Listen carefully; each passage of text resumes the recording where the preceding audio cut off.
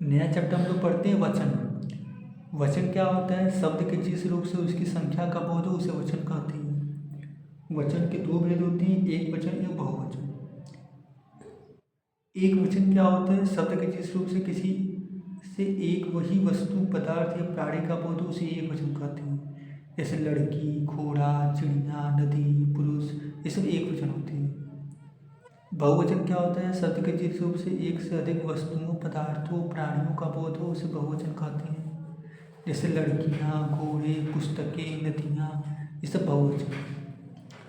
वचन संबंधी कुछ महत्वपूर्ण नियम हमें याद होने चाहिए। जैसे कभी कभी आदर प्रकट करने हेतु एक वचन के स्थान पर बहुवचन क्रिया का प्रयोग किया जाता है। महात्मा गांधी सत्य तथा अहिंसा के समर्थक थे। ये जो थे ये बहुवचन है। ऐसे ही पिताजी कल दिल्ली जा रहे हैं, इसमें है के साथ बिंदी है, मतलब ये बहुवचन है। दीपावली के दिन ही श्री राम अयोध्या लौटे थे। कुछ लोग अपना अधिकार बड़प्पन जताने के लिए भी मैं के स्थान पर हम का प्रयोग करते हैं। जैसे हम आज ही लखनऊ से आए हैं, तो हम जो होता है ये बहुवचन होता है, मैं जो होता है वो एक वचन होता है। लेकिन अधिकार बड़प्पन दिखाने के लिए हमने हम शब्द का यूज़ किया। पिताजी ने कहा हमारा कोट ले आओ, इसमें हमारा भी जो है ये बहुवचन शब्द है। दर्शन, प्राण, काल, आंसू, हस्ताक्षर, घोष आदि संज्ञाएं सदा बहुवचन में ही प्रयुक्त होती है। आपके बाल काले और घने हैं। चाचा जी ने कागज पर हस्ताक्षर कर दिए। तुम होश में नहीं हो, आंसू मत बहाओ।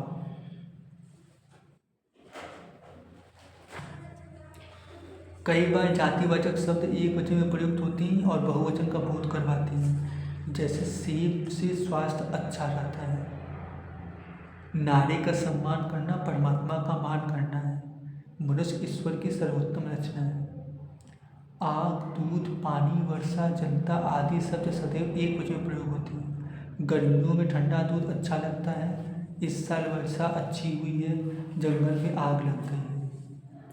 वचन बदलने के बहुत सारे नियम होती हैं। जैसे एक वचन से बहुवचन बनाते समय दो प्रकार के नियम सामने आते हैं। पहला आता है विभक्ति रहित बहुवचन बनाने के नियम, और दूसरा होता है विभक्ति सहित बहुवचन बनाने के नियम।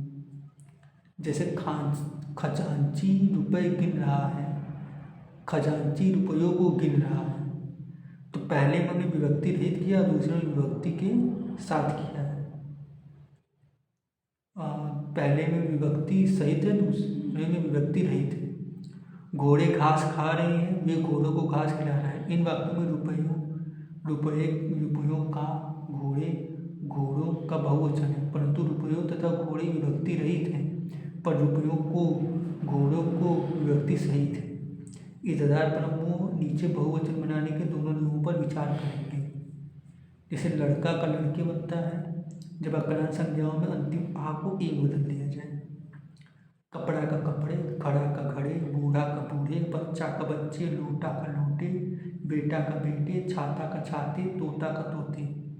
ऐसे केला का केले, चीता का चीते, भेड़िया का भेड़िए, रुपया का रुपये, रास्ता का रास्ते, घोड़ा का घोड़े, चरखा का चरखे, दाना का दाने, पंखा का पंखे। अपवाद निम्नलिखित शब्दों के साथ यह नियम नहीं चलता। जैसे संस्कृत के कुछ अक्रांत प्रयुक्त शब्दों में भ्राता, राजा, पिता, देवता, चंद्रमा, कर्ता, अभिनेता आदि संबंध की सूचना देने वाले शब्दों में जैसे माता, नाना, चाचा, लाला, इन सब चीज़ों में यह नियम नहीं बदलता। कुछ शब्दों के साथ लोग गण, वृंद, वर्ग, जन, समूह आदि शब्द जोड़कर भी बहुवचन बना देते हैं। जैसे सभ्य लोग, छात्रगण, अध्यापक वृंद, अधिकारी वर्ग।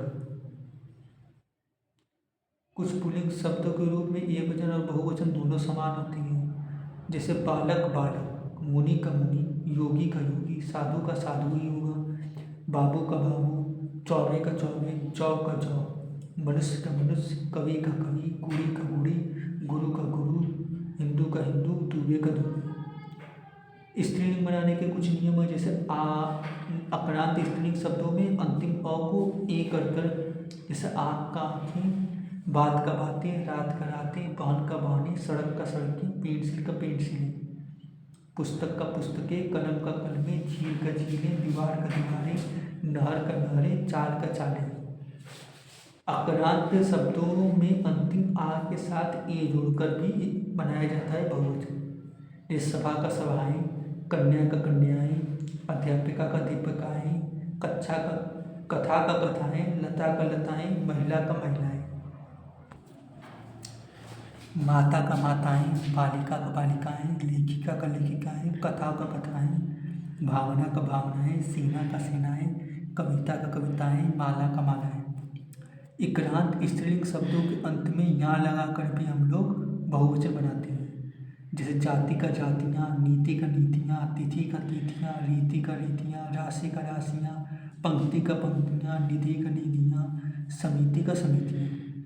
इक्रांत स्त्रीलिंग शब्दों के अंतिम ई को ई में बदलकर अंत में या लगाकर भी हम लोग बहुवचन बनाते हैं। जैसे नदी का नदियाँ, इसमें हम ध्यान देंगे जो द पर बड़ी की मात्रा है, जब बहुवचन बनाते हैं नदियाँ में तो द पर छोटी की मात्रा हो जाती है। इसी प्रकार से रानी का रानियाँ, रोटी का रोटियाँ, टोपी का टोपियाँ, लड़की का लड़कियाँ, धोती का धोतियाँ, स्त्री का स्त्रियाँ, सखी का सखियाँ, थाली का थालियाँ और नारी का नारियाँ।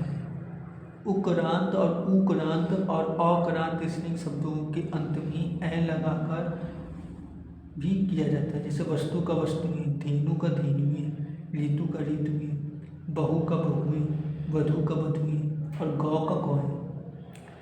या से अंत होने वाले संज्ञाओं को बहुवचन बदलने के लिए अंत में हम लोग चंद्र बिंदु जोड़ देते हैं। जैसे गुड़िया का गुड़िया, चिड़िया का चिड़िया, डिबिया का डिबिया, बुढ़िया का बुढ़िया, कुटिया का कुटिया, चूहिया का चूहिया, पुड़िया का पुड़िया, कुतिया का कुतिया। विभक्ति सहित बहुवचन बनाने के नियम। अकारांत, आकारांत और उकारांत शब्दों के अंत में ओ जोड़कर। घर का घरों, बूढ़ा का बूढ़ों, घोड़ा का घोड़ों, लड़का का लड़कों, बंदर का बंदरों, चोर का चोरों, मूर्ख का मूर्खों, साधु का साधुओं। अंतिम अ तथा आ को ओ करके माता का माताओं, योद्धा का योद्धाओं, पिता का पिताओं, राजा का राजाओं, लता का लताओं, गाथा का गाथाओं। इक्रांत तथा इक्रांत शब्दों के अंत में यो जोड़कर कवि का कवियों, मुनि का मुनियों, रात्रि का रात्रियों, व्यक्ति का व्यक्तियों, गाड़ी का गाड़ियों, साड़ी का साड़ियों, गली का गलियों, नदी का नदियों। संबोधन के समय इक्रांत अथवा इक्रांत में ओ जोड़कर बच्चा का बच्चों, सैनिक का सैनिकों, मुर्गी का मुर्गियों, बहन का बहनों, सिपाही का सिपाहियों, भाई का भाइयों। इस प्रकार से हम लोग वचन को परिवर्तित करते हैं।